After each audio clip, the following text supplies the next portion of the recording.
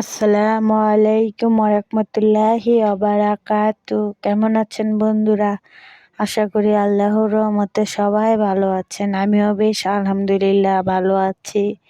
তো প্রতিদিনের মতো আবারও আপনাদের মাঝে চলে আসলাম নতুন আরেকটি ভিডিও নিয়ে। তো বন্ধুরা, ভিডিওর শুরুতেই আমি সবাইকে জানাই নতুন বছরের শুভেচ্ছা। যারা এই দেশের বাইরে থেকে এবং দেশের থেকে যেখান থেকেই আমার এই ভিডিওটা দেখছেন তাদেরকে নতুন বছরের হাজারো শুভেচ্ছা। আর আল্লাহর কাছে একটি দোয়া, আমাদের আল্লাহ তাআলা যেন এই নতুন বছরের আমাদের সবাইকে সঠিক পথ চলার তৌফিক দান করুক, আমিন। তো বন্ধুরা, এই গাড়ি থেকে আমি ছোট্ট একটি ভিডিও করেছি আমাদের গ্রামের এই দৃশ্য আপনাদের জন্য।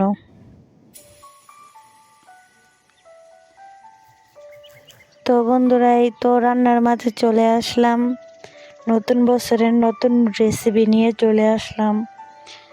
তো আমার কাছে নতুন রেসিপি, জানি না আপনাদের কাছে নতুন রেসিপি কিনা, কিন্তু আমার কাছে নতুন রেসিপি মানে এটা মনে হচ্ছে, কেননা এই নতুন বছরে নতুন আলু এবং নতুন সেই মটর সেই দিয়ে, গাছের টাটকা সিম দিয়ে, নতুন আলু দিয়ে নলা মাছের তরকারি রান্না করব।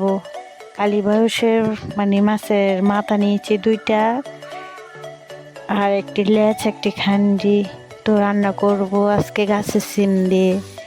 তো সিমগুলো অনেক কড়া এবং টাটকা ছিল, আজকে পেরিয়ে এনেছি। তো সেইটা আমাদের ক্ষেতের নেই, সেইটা কিনা হয়েছে। তো আজকে প্রথমে বাজারে নেমেছে।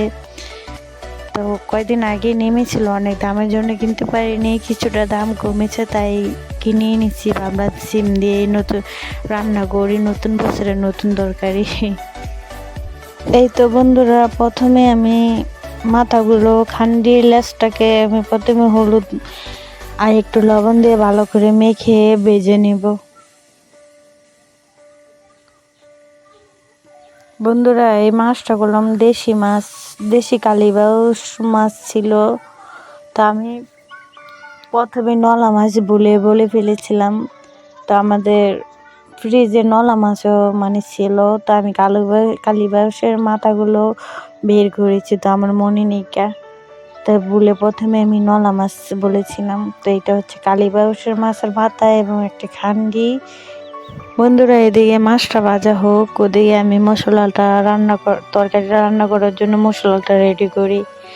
তো আজকে আমি মশলা এই পেঁয়াজের সাথে ভাজবো না, তো এই একটু পানি দিয়ে গুলে মশলাটা, তারপরে তরকারিটা রান্না করব।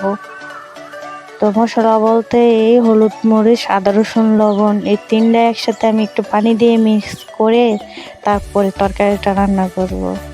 হয়তো বা বন্ধুরা, আপনারা মনে মনে ভাবতেছেন এইভাবে তরকারিটা রান্না করলে কেমন না হয়। হ্যাঁ বন্ধুরা, এইভাবে তরকারি রান্না করে আপনারা খেয়ে দেখতে পারেন, অনেক ভালো হয়। তো মশলাটা এইভাবে মিক্স করে রান্না করলে তরকারিটা অনেক গাঢ় হয়, খেতেও অনেক ভালো লাগে। সব রকমভাবে যদি রান্নতে পারেন ভালোভাবে, তো সব রকমভাবে রান্না ভালো হয়। তো এই রান্নাটা আমার এক বান্ধবী এভাবে রান্না করে, তো আমি তার কাছ থেকে এই রান্নাটা শিখেছি। তা আমার কাছে ভালোই লাগে, আমি কয়েকবার রান্না করে খেয়েছিলাম, তা আপনাদের মাঝে শেয়ার করতেছি।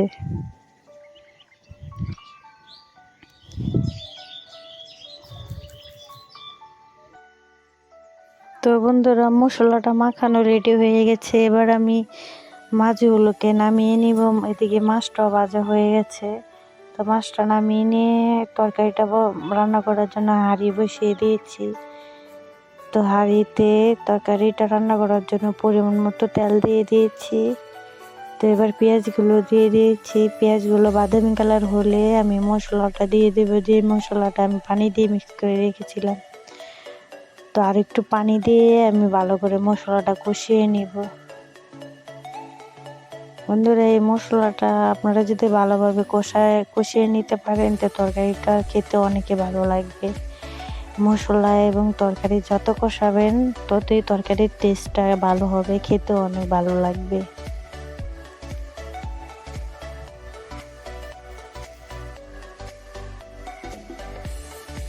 তো বন্ধুরা, যারা যারা আমার ভিডিও দেখতেছেন এবং যারা যারা ভিডিওর মধ্যে আছেন, যদি আপনারা লাইক দিতে ভুলে যান, অবশ্যই একটা লাইক দিয়ে যাবেন। প্লিজ প্লিজ প্লিজ, আপনাদের একটি লাইকের কারণে আমার ভিডিওটা শেয়ার হতে পারে। তো যারা যারা এই কাজটি করেছেন তাদেরকে অসংখ্য অসংখ্য ধন্যবাদ। তাদের প্রতি দোয়া এবং ভালোবাসা রইল। তো বন্ধুরা, আমার মশলাটা কষানো হয়ে গেছে। এবার আমি তরকারিগুলো দিয়ে আর একটু ভালোভাবে কষিয়ে নিব। তো তরকারিটা দেওয়ার পরে আর একটু পানি দিয়ে দেবো যাতে ভালো করে কষানো হয়। তো তরকারিটা যখন অর্ধেক কষানো হবে তখন আমি মটর সেইগুলো দিয়ে আর একটু ভালো করে কষিয়ে নিব।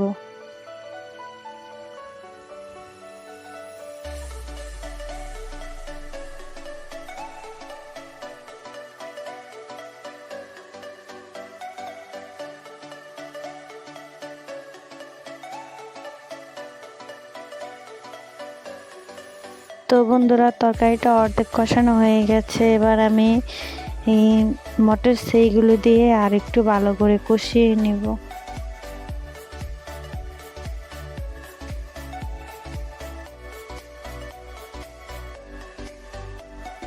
তো বন্ধুরা, আমি গ্রাম এলাকায় থাকি এবং গ্রাম এলাকায় আমার জন্ম, তো গ্রাম এলাকায় আমার বাস।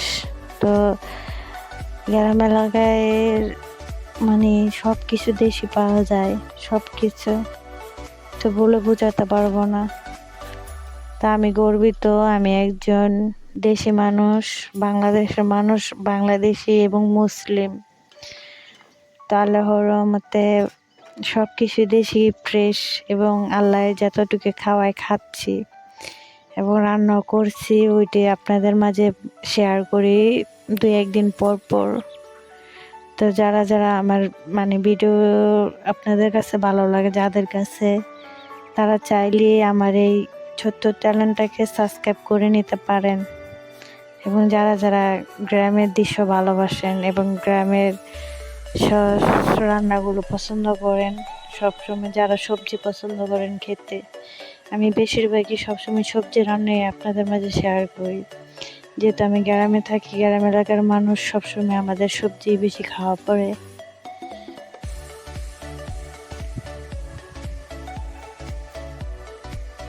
তো বন্ধুরা, আপনাদের সাথে আমি কথা বলতে বলতে এদিকে আমার তরকারিটা কষানো হয়ে গিয়েছিল। আমি পরিমাণ মতো পানি দিয়েছিলাম, কাঁচামরিচও দিয়ে দিয়েছিলাম। তারপরে বলক তরকারিটা আসার পরে আমি মাছগুলো এবং টমেটোগুলো আমি দিয়ে দিয়েছি। তো এবার ঢাকনা দিয়ে আমি ভালো করে তরকারিটা রান্না করে নেব। বন্ধুরা, আপনাদের মাঝে আমি অনেক কথাই বললাম, অনেক কথাই শেয়ার করলাম। যদি আমার কথার কাজে কোনো ভুল ত্রুটি হয়ে থাকে, প্লিজ সবাই ক্ষমার দৃষ্টিতে দেখবেন।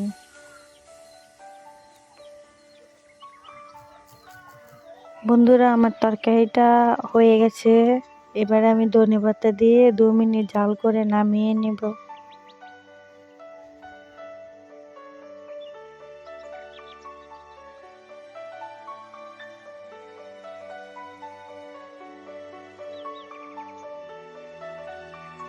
তো বন্ধুরা, এই তো আমার তরকারিটা রান্না হয়ে গেছে। আমি ধনেপাতা দিয়ে 2 মিনিট জাল করে নামিয়ে নিয়েছি। এবার পরিবেশন করে আপনাদেরকে দেখাচ্ছি কতটা লোভনীয় হয়েছে।